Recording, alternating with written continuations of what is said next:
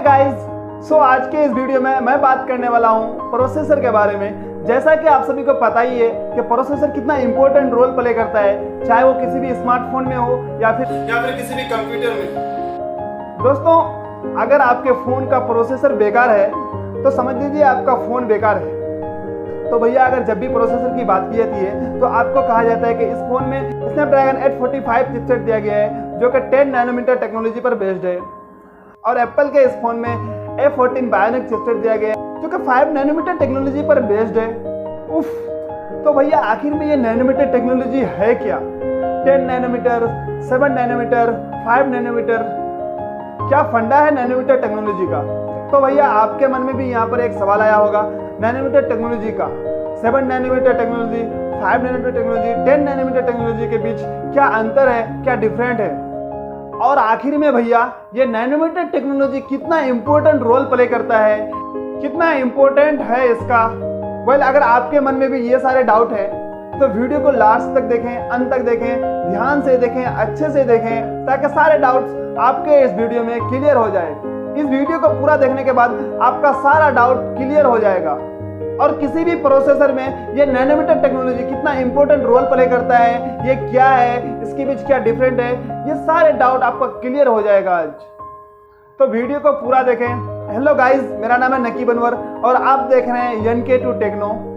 देखो यार, ये नैनोमीटर टेक्नोलॉजी क्या है, ये जानने से पहले आपको ये जानना पड़ेगा मोबाइल में प्रोसेसर क्या होता है, प्रोसेसर का क्या काम है, प्रोसेसर के अंदर क्या चीज डाला होता है जिससे वो प्रोसेसर काम करता है। इसके बाद ही आपको समझ में आएगा कि भैया आखिर में ये नैनोमीटर टेक्नोलॉजी क्या होता है। तो चलिए सबसे पहले हम लोग बात कर लेते हैं कि भैया आखिर में ये प्रोसेसर क्या होता है। अगर सिंपल भाषा में बात करें तो यहाँ पर नाम से ही पता चलता है, प्रोसेसर यानी प्रोसेस करना, काम करना।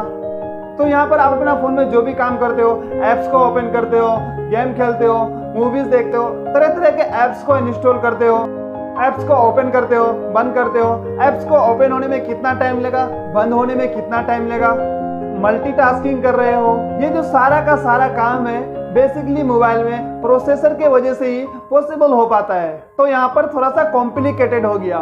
क्यों? तो चलिए इसे एक सिंपल सा एग्जाम्पल के थ्रू समझते हैं। तो यहाँ पर एक एग्जाम्पल ले लेते हैं एक कार का, ठीक है?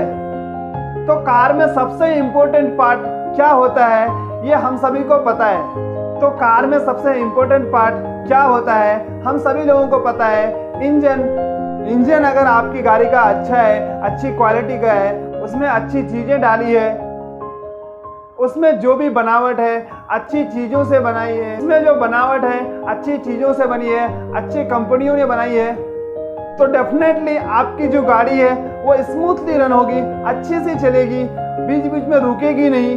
लेकिन भैया अगर आपके जो गाड़ी का इंजन है बेकार क्वालिटी का है, अच्छी तरह से डिज़ाइन नहीं किया गया है, अच्छी तरह से नहीं बनाया गया है, तो भैया ऑफकोर्स सी बात है गाड़ी बीच बीच में रुकेगी और इंजन जल्दी खराब हो जाएगा।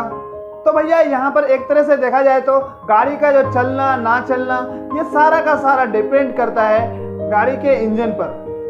सेम इसी तरह दोस्तों यहाँ पर जो गाड़ी है वो मोबाइल है और जो गाड़ी का जो इंजन है वो मोबाइल का प्रोसेसर है। अगर मोबाइल का प्रोसेसर अच्छा होगा, अच्छी क्वालिटी का बना होगा, उसमें अच्छी अच्छी टेक्नोलॉजी का इस्तेमाल किया होगा, तो डेफिनेटली आपका जो मोबाइल है वो बहुत अच्छे से काम करेगा, ऐप्स बहुत फास्ट ओपन होगा और किसी भी तरह का मोबाइल हैंग नहीं करेगा। किसी भी गेम को दोस्तों आप अपना फ़ोन में अच्छे तरह से खेल सकते हैं। तो यहाँ पर आपको कॉन्सेप्ट समझ में आ गया होगा कि भैया आखिर में ये प्रोसेसर क्या होता है। अच्छा, तो भैया यहाँ पर जब भी प्रोसेसर की बात की जाती है तो हमेशा देखा जाता है जो प्रोसेसर है वो डबल कोर का है, क्वाड कोर का है, ऑक्टा कोर का है या फिर डेका कोर का है। तो यहाँ पर आपने सुना होगा स्नैपड्रैगन का ये वाला प्रोसेसर ऑक्टा कोर प्रोसेसर है, क्वाड कोर प्रोसेसर है, डुअल कोर प्रोसेसर है। तो आखिर में सवाल उठता है कोर क्या होता है।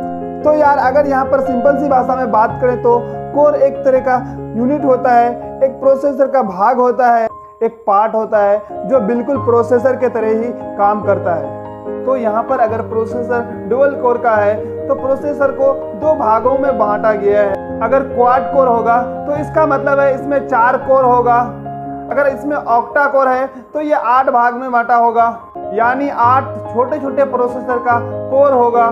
तो यहाँ पर अब आप पूछिएगा कि भैया आखिर में कोर का प्रोसेसर में क्या काम है, तो इसे एक एग्जाम्पल के थ्रू समझते हैं। यहाँ पर मान लीजिए मैं आपको एक काम दिया, ठीक है, और आप उस काम को अकेले कर रहे हैं और उसी काम में आपको टोटल 8 घंटा लग रहा है। लेकिन तो वहीं पर अगर आप अपने फ्रेंड को बुला लेते हो तो 2 जने हो जाओगे, 2 आदमी हो जाओगे, तो 2 जने उस काम को करोगे तो ऑब्वियसली बात है उसका आधा टाइम लगेगा, यानी 4 घंटा लगेगा। लेकिन वहीं पर अगर आप और अपने फ्रेंड को बुला लेते हो, टोटल 8 कर लेते हो, 8 कोर कर लेते हो, 8 जने को मिला लेते हो, 8 जने को अलग अलग काम दे देते हो, तो डेफिनेटली इस काम को करने में 1 घंटा लगेगा। 8 जने को अलग अलग काम दे देते हो तो डेफिनेटली इस काम को करने में 1 घंटा लगेगा। और यहाँ पर उसी काम को 1 घंटे में सभी लोग एक साथ कर रहे हैं, यानी मल्टीटास्किंग कर रहे हैं, और यहीं पर आपका टाइम बचेगा और जल्दी से आप जो काम करना चाहते हो वो आसानी से हो जाएगा। और एक जने पर जो काम का भार है या फिर ये कह लो जो लोड है वो नहीं पड़ेगा। सेम इसी तरह दोस्तों स्मार्टफोन के प्रोसेसर में या फिर किसी भी प्रोसेसर में कोर्स होते हैं, तो वहाँ पर जो काम होता है वो बांट दिया जाता है अलग अलग कोर्स में। अलग अलग कोर्स में जो काम है वो जल्दी से हो जाएगा और फ़ोन पे यानी प्रोसेसर में लोड नहीं पड़ेगा। आई होप कि आपको समझ में आ गया होगा ये कोर का फंडा क्या है प्रोसेसर के अंदर। तो यहाँ पर दोस्तों जब भी प्रोसेसर की बात की जाती है तो कहा जाता है कि ये वाला जो प्रोसेसर है 14 नैनोमीटर टेक्नोलॉजी पर बेस्ड है, 10 नैनोमीटर टेक्नोलॉजी पर बेस है। तो यहाँ पर एप्पल ने एक चिपसेट निकाला था A14 बायोनिक चिपसेट, जो कि 5 नैनोमीटर टेक्नोलॉजी पर बेस था। तो आखिर में सवाल उठता है कि ये नैनोमीटर टेक्नोलॉजी क्या है। तो यार देखो, जब भी प्रोसेसर बनाया जाता है तो सबसे पहले उसका आर्किटेक्चर डिजाइन किया जाता है।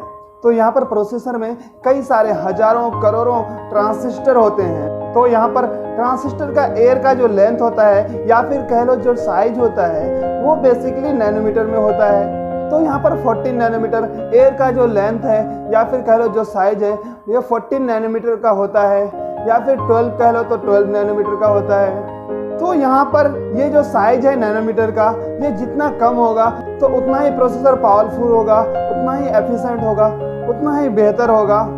पावर कम कंज्यूम करता है और उतना ही बेहतर होता है। तो यहाँ पर ये जो दीवार है जितनी पतली होगी, जितना धीरे धीरे कम होते जाएगा प्रोसेसर उतना ही पावरफुल होगा, उतना ही एनर्जी एफिशिएंट होगा। तो यहाँ पर आप लोग जानते ही हैं स्नैपड्रैगन का 845 ये बेसिकली 10 नैनोमीटर टेक्नोलॉजी पर बेस है। तो ये कितना पावरफुल है। वहीं पे एप्पल ने अपना A14 बायोनिक चिपसेट निकाला है जो बेसिकली 5 नैनोमीटर टेक्नोलॉजी पर बेस है। तो अब आप सोचिए भैया कि ये प्रोसेसर एप्पल का कितना पावरफुल होगा। आई होप दोस्तों आपको समझ में आ गया होगा किसी भी प्रोसेसर में 5 nanometre technology, 7 nanometre technology, 10 nanometre technology ये क्या है, इन सभी के बीच क्या डिफरेंट है। आई होप आपको सारा कॉन्सेप्ट समझ में आ गया होगा। तो वीडियो को लाइक कर दीजिए। एक तो बेसिक ट्रिक है, एक तो लाइक और शेयर ठोक दीजिए। महाकाल का दबा के लाइक और शेयर ठोक दीजिए। 5000 लौटे दिख जाना चाहिए। ये 4000 के लिए मैं यहाँ पे नहीं खड़ा हूँ, पूरा साल मेहनत करता हूँ आपके लिए बेटा। ऐसा नहीं चलेगा, ऐसा नहीं चलेगा। लाइक ठोकी दबा के।